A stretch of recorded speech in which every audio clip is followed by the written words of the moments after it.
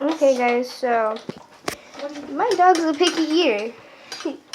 She spit out those kibbles right there because there's nothing on them. She's just nosing around her dish, taking out the special little treat she's got, and just leaves the kibbles behind. Just a spoiled little girl, ain't ya? You're so spoiled. Spoiled.